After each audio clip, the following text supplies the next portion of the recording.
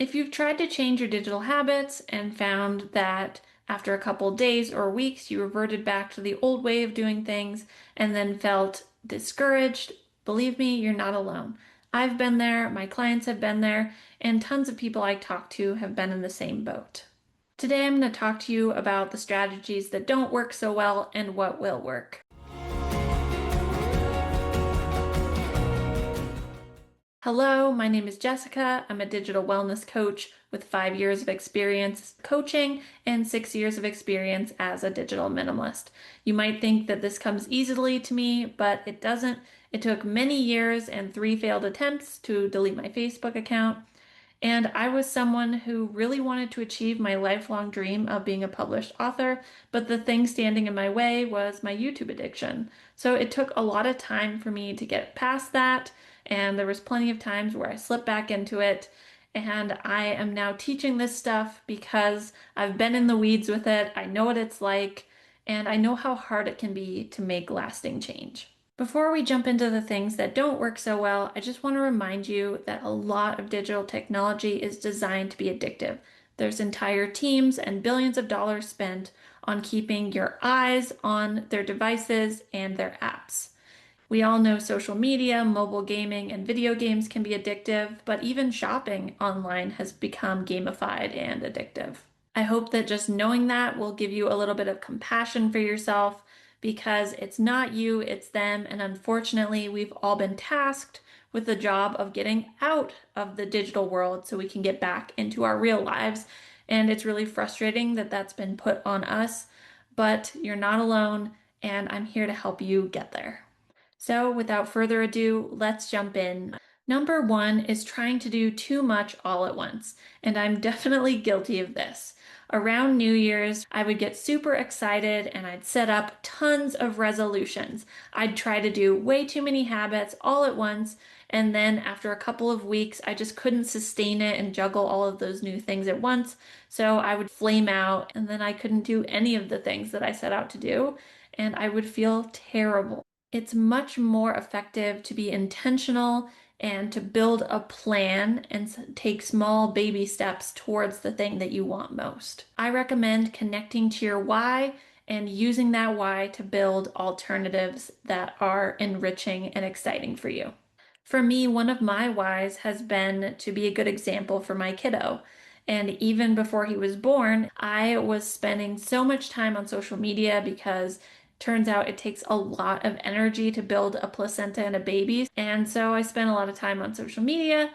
And yet I didn't want to be doing that. I didn't want those habits to be built up before my kid got there because I knew that once he arrived, I wanted to be a digitally responsible example and to help him not be so digitally dependent. And then when he had his first screen-related tantrum at just 3 months old, it just made me more resolved in my decision to be a good example. So we've been even better about keeping screens away from him. Before that, my big why was getting my book published. I had all these creative ideas, and I'd spend all day at work thinking about them and getting excited to write when I got home. And then I'd just sit down and get sucked into videos until bedtime, and I did not like how that felt. So that why was really motivating and helping me figure out how to get unhooked from the algorithm so that I could do the creative things that I really wanted. So, some things that you might consider are creative projects, relationships that really matter to you that you want to be more invested in. Maybe your spiritual practice needs a little bit more time and devotion. If you're not spiritual, just creating a really strong, solid moral center and knowing what you stand for as a person, maybe volunteer work, anything that makes you feel really full. Whatever it is, you know what that thing is. And if you don't, I'm a coach, so I can help you figure out what your thing really is that's going to get you the drive and motivation to make changes. Because thinking about digital change is too focused on the thing you don't want. You really want to decide, what do I want instead? Because that's the thing that's going to keep you from going back into old habits. The second thing that doesn't work is relying on willpower. Willpower has been really sensationalized, and lots of actors like to talk about having grit and grind and really putting in the hours and pushing yourself beyond your limit. And I'm not really a proponent of those things. That's a great way to push yourself too far and then give up because things got too exhausting. I would rather you chose things that were sustainable or do short stints of really hard things than to go too hard and flame out. It doesn't have to be all on you and your brain because, as we know, a lot of digital tech is really addictive and has its hooks in our brain. My last video was about mobile gaming and how, even though I know all this stuff, even though I have tons of tactics and I used some of those tactics on the mobile game when I downloaded it for a weekend, it still got me hooked and made me want to keep playing it and did some weird stuff to my brain that is really hard to explain, but that makes you keep coming back for more even when you know better. So it's not great to just rely on your brain, but it's better if you can put friction in place. And that's what I want you to do instead. I have an entire friction framework. I will link the article about it down below with 5 different types of friction. As we know, the digital world is very frictionless. There's autoplay, red notifications, endless scroll, and tons of other tactics they use to make it feel very easy to continue and to not have pause points to decide, hey, do I really want to keep investing my time in this? Some examples of friction, just to get you started, are a kitchen timer box. It's basically just a plastic box that you put your phone in, you set the timer, and it locks it in until the timer goes off. There's no way to cancel it unless you like took a hammer to the box and destroyed it. Also, lots of phones have settings built in where you can block apps for certain hours. Like, for example, if you don't want to check email after work hours, you can just block off the hours after work as times where the email app won't work. So those are just a couple of examples. If you want more, you can just read that article down below. Another thing that doesn't work is expecting yourself to feel good immediately.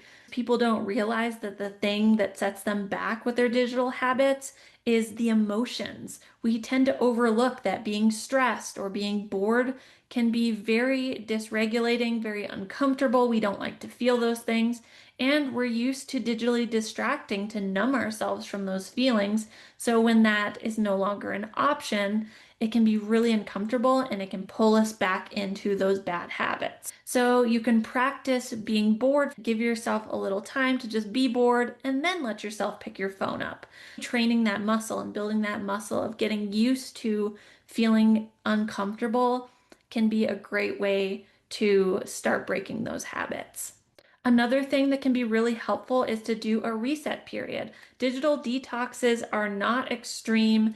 They aren't this big thing that you need to be afraid of. They're actually really helpful. There's strong evidence showing that it helps you reset your hormones, it helps you reset your sleep cycle, and it basically just brings your base level down back to a normal level so that then you can bring your digital habits back in a sustainable way. Sometimes we're not able to moderate ourselves because our brain is still all sucked into the apps. And the great thing about a detox is it's not the same thing as I was talking about earlier with my New Year's resolutions, because those were things that I was going to do for the entire year, whereas a detox or a reset has an end date. You're just doing it for a short period of time. So it can be motivating to know that there's an end date. 30 days is what I recommend and what I take people through, but you can do it however you want. And then that'll let you get back into a more balanced space to make more moderation decisions going forward. Another thing that doesn't work is beating yourself up when you slip up. And I know it can be really easy to do. We all have inner critics, but if you can just slow things down, bring yourself back to that compassionate center of reminding yourself these apps are really addictive, these devices are made to make you want to use them constantly, it can really help you see that it's not your fault and that failing is not the end of the world. It doesn't mean you are a failure. It just means you got to try something else. For me, when I was pregnant and I was spending so much time on Instagram, what actually helped was just asking myself curiously, how is Instagram making me feel? I was noticing how I felt in my physical body, the things going through my head, my emotions, And I noticed that it was making me a more pessimistic and depressed person, which wasn't helping me. And so that gave me the motivation to change. But it took me about a month of that curiosity before the momentum built up enough for me to stop using the app. So it's not a fast thing. It's not something you can just do overnight, but I cannot stress enough how big of a difference this can make. There was a study on mindfulness as a technique for helping people quit smoking, and they found that it was 5 times more effective than other methods. And basically, they just had the smokers notice how they felt as they were smoking. And that alone was very effective at getting them to quit smoking. So it seems overly simplistic. It seems too slow, but it does make a big difference if you're willing to try. Another story that shows how powerful curiosity can be comes from a woman who used to be a member of the Westboro Baptist Church. I'll leave her TED Talk down below. But basically, she was having curious conversations with people online. They, instead of just being mean to her, wanted to know why she felt the way she felt. They wanted to understand her arguments, and they came to her with a lot of curiosity and compassion. And that over time slowly got her to change her views and to leave that church, which had very extreme negative views, so that she could come to a more grounded point of view, which was something that she'd never had before. That's really how any change can happen. It takes time. It seems slow, but if you're patient enough, if you're willing to be open with yourself, it can do big things. And the last thing I want to mention is that you tried to do it on your own. The thing that actually got me to delete my Facebook account was my father-in-law saying that he wanted to delete his Facebook account. So I said, let's do it together. And we did. He, my husband, and I all deleted our Facebook accounts together. And it was really refreshing to be able to talk about our experiences and challenges that we had together and to know that we were in the same boat and that we weren't going to get disconnected because we did the same thing. That camaraderie can be really motivating and be really helpful. So you can get an accountability partner, you can hire me as your coach, anything like that. Having some sort of support of someone who understands what you're going through can make a big difference. All right, now let's recap. First of all, I want you to connect with your why. What's the real desire behind getting out of digital distraction? And what are the alternatives? It's not just enough to know you don't want to spend time on your phone. What are you going to do instead? Also, I want you to bring friction back into the equation. It's not enough to just rely on willpower. I want you to make these apps and devices harder for yourself to use, and that might sound inconvenient, but that's kind of the point. Also, I want you to practice the different emotions that feel uncomfortable to you. Practice being angry without going on social media. Practice feeling stressed without needing to pull up Instagram. Practice being bored. If you can get more used to those feelings and find different ways of coping with them, have hard day protocols, that can be a huge game changer. Also, consider having a reset period and doing a 30-day digital detox to get your hormones and your sleep cycles rebalanced. Instead of criticizing yourself, turn to yourself with curiosity. Try to understand deeply what the experience of digital distraction feels like. And last but not least, I want you to find support, whether that's a coach, whether that's an accountability partner, whether it's friends and family. Find someone who you can talk about these things with, who you can try these strategies with, because we're stronger together and we're meant to live in community. So if you can do things with other people, it's going to make your chances a lot stronger of success.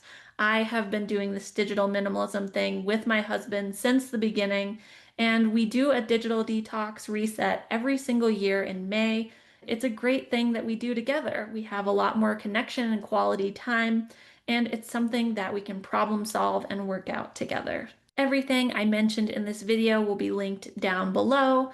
You can also find the link for my digital wellness quiz. It's a 2-minute assessment to help you figure out where your digital problem spots are, and I'll also take a personal look at your results to help you figure out some different tips and strategies that are going to help you specifically move forward. Thank you so much for being here. If you enjoyed this, please consider subscribing, and I'll see you next time.